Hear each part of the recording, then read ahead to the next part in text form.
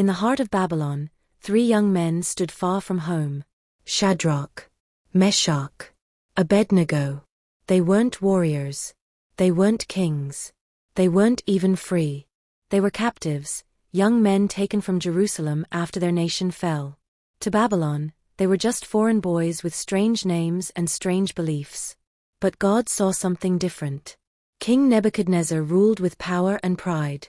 One day, he built a golden statue nearly 90 feet tall and commanded everyone in the kingdom to bow when the music played. It wasn't a request. It was law. When the trumpet sounded, thousands fell to their knees. But 3 men remained standing.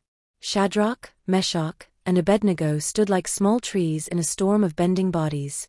They weren't trying to be rebels. They weren't looking for attention. They simply believed that the God who created heaven and earth was the only one worthy of worship. Word reached the king quickly. Nebuchadnezzar burned with fury. "Is it true?" he demanded. "Bow to the statue, or you will be thrown into the blazing furnace." The fire roared nearby, flames twisting high into the sky.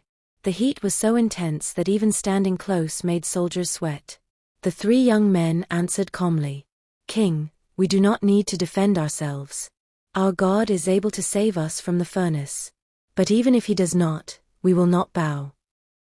The king ordered the furnace heated 7 times hotter than usual. The flames leapt wildly. Soldiers bound the 3 men and threw them into the fire. The blaze was so fierce it killed the soldiers who pushed them in. The king leaned forward, expecting screams. Instead, he froze. "Did we not throw 3 men into the fire? Then why do I see 4 men walking in the flames? And the 4th looks like a son of the gods."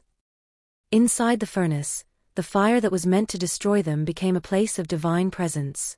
God had not chosen the strongest men in Babylon. He had chosen the faithful.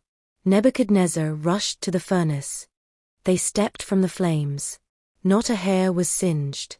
Not a thread was burned. They didn't even smell like smoke. The king stood in awe.